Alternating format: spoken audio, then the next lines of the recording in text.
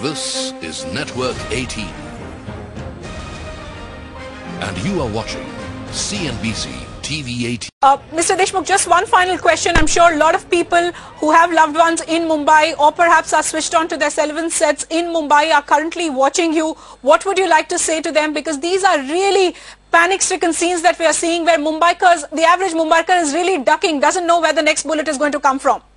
Well, that is true, but you see the situation is definitely it's a very serious situation, and we all are trying to control the situation. I can appeal to the people of Mumbai, please, as you have shown all the time the spirit of Mumbai, and you have to be very cooperative, and you must inform the police if you find something suspicious or suspicious persons nearby, so that immediate action could be taken.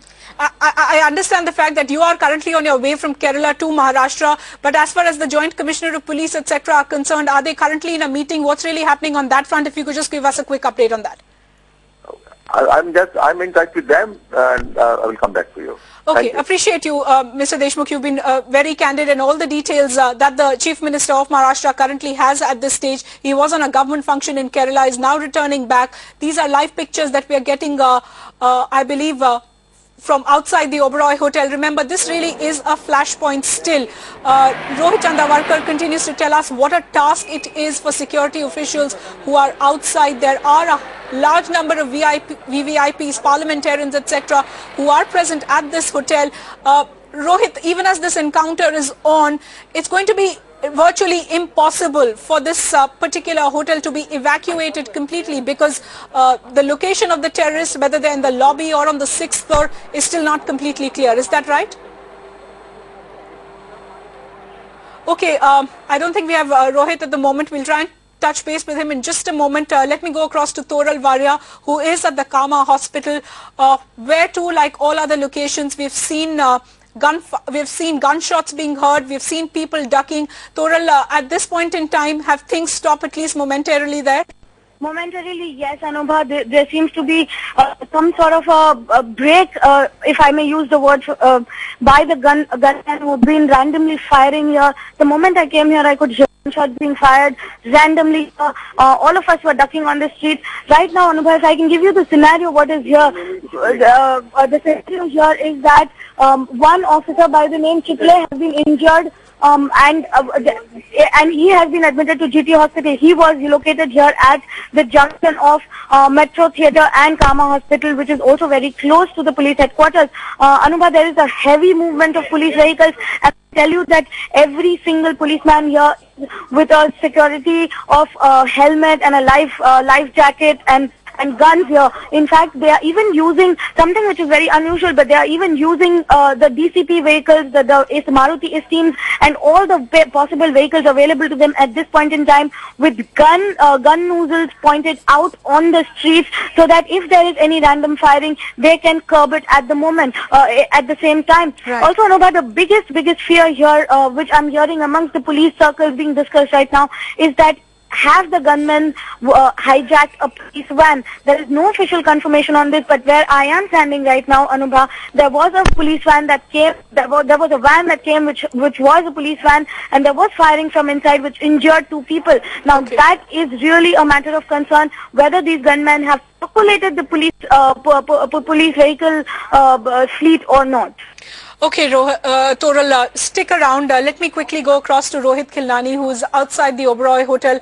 As we've been really focusing, this hotel continues to be a flashpoint. It continues to be held hostage by terrorists in a sense. Rohit Khilnani, you're there. What can you see around? Let me tell you that taking it from where Toral left, that same police van which Toral was mentioning, that has also done a round at Nariman Point near Oberoi Hotel.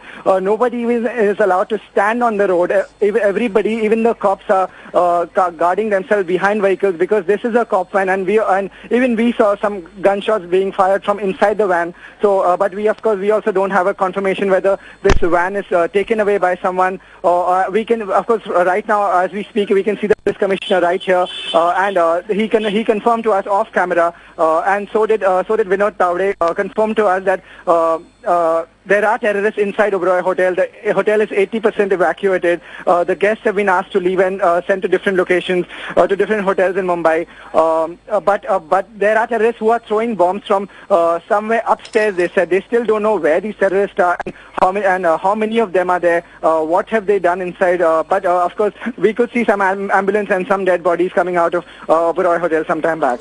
Okay, so you're saying just till very late, terrorists who are holed up inside Oberoi Hotel are throwing bombs or perhaps hand grenades of sorts from upstairs. So their location is still not clear. It's also not clear for the police just how much ammunition they have. Toral, just a quick word to you as details are coming in from perhaps various sources. And as you and Rohit Khilani have been constantly talking about this one particular van that perhaps people have taken over, which is a police van, and it's really going around in circles. That's why you see the average Mumbaiker there on the streets of Mumbai ducking every time he's seeing this van. These are pictures that you just saw a short while ago where there was this man on the street just got hit by a bullet that came. At this point in time, we are very well aware of all the locations that are currently under attack. 2 5-star hotels, Oberoi and Taj, of course. There's been firing at the Karma Hospital. News of also a grenade explosion there. We've already told you about how the army has been called in. Helicopter surveillance is also being done. Remember, the terror strike roughly started at around 10:30 or so at the CST terminus, the Chhatrapati Shivaji terminus, that's formerly known as Victoria, and that's why we've been saying VT. Also news of firing at Metro Cinema, an explosion at Mazgaon Dockyard. Eyewitnesses talking about men with AK-47 rifles, grenades, entering really this passage hall of CST and then opening fire. The lobby of the Oberoi Hotel on fire. The hotel apparently evacuated. We are also being joined now by our editor-in-chief, Rajdeep Sardesai. Rajdeep, it's getting tough to really keep a control or keep a number to really how many places that are currently under attack. But if you can give us an overall picture and add to the details. See, Anubha, what is very clear is that the attacks have largely focused on South Mumbai, an area between Oberoi and Metro Cinema, which is roughly about 3 kilometers, and also between Cafe Leopold and Mazgaon, which is again a 5-kilometer stretch across south and south central Mumbai. While there has been a blast at Ville Parle, apart from that one blast, if you see most of the areas that have been targeted, Cafe Leopold, Metro Cinema near the St. Xavier's College, the BMC building, Victoria Terminus the station, Taj Mahal Hotel near Gateway of India, and the Oberoi at Nariman Point. It's all, and the Bharat Petroleum petrol station at Kulaba. All these areas are basically in and around the Kulaba Fountain Fort area of South Mumbai. That has been the target of the terrorists. So now just how many people are involved, of course, is the big question. But what is clear is that the target is the most vulnerable area in a sense of Mumbai, because in terms of security, it has often been felt that South Mumbai is the most secure area. This is where the most of the ministers of Maharashtra live, where Mantralaya is, where the prominent 5-star hotels are, and where there is also a general feeling that that this has been an area which is relatively secure in comparison to other areas of the city. So it's clear, much like in the 1993 serial blast, where again Air India building was targeted and Bombay Stock Exchange was targeted in South Mumbai and Zaveri Bazaar. Again, almost 15 years later, the terrorists have once again targeted South Mumbai. So it is in a sense a terror haunting an area which has otherwise been relatively calm always. If you remember, there was also an occasion about 4 years ago when the Gateway of India and Zaveri Bazaar were again targeted by terror. But generally, it would seem that South Mumbai is an area which has been relatively free of violence. But this is the third, in that sense, terror attack that has hit South Mumbai in the last 15 years. That has been the focus really of the terrorist game plan, and this time because they have been mobile and they have indiscriminately fired, therefore in a sense the threat is even greater to the ordinary citizen, unlike in the serial blast of 1993. Right, Rajdeep, and these pictures really are telling the complete story, because this is not a bomb blast where the damage has been done. People are constantly continuing to feel under threat. Correspondent, loud noise. We can't confirm out any details for you at this stage. So far, our flashpoints really remain the same. What we have started about 62 80 minutes ago, those two particular hotels, that one housing complex and yes, that Kama hospital where patients and hospital staff are being held hostage. That figure has climbed up. We were talking about 2 and 3 just a couple of hours ago. Now we believe 87 people are dead and close to 200 injured. 3 terrorists have been killed at the Taj Hotel. Foreign tourists continue to be held hostage at the Oberoi Hotel and the Taj Hotel. Army operations are continuing. We do believe the commandos are being given a briefing at this point in time by the Mumbai police before that final siege does take place. There is the blaze that was on at the Taj Hotel, but that's now being brought under control. There was earlier firing at the Ramada Hotel in Juhu. There's a hostage situation at Kama Hospital.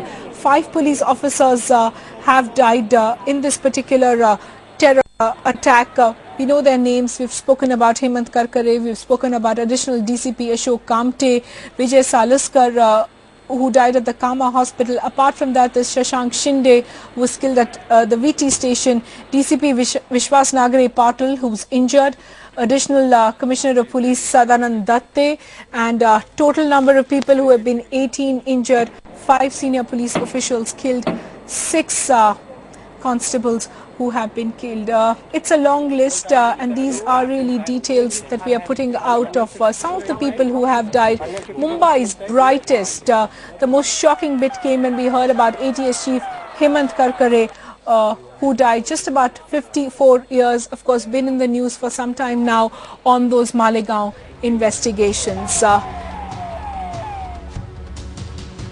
It's been a dastardly day, and we are nowhere close to the end of it. Those flashpoints still remain the same.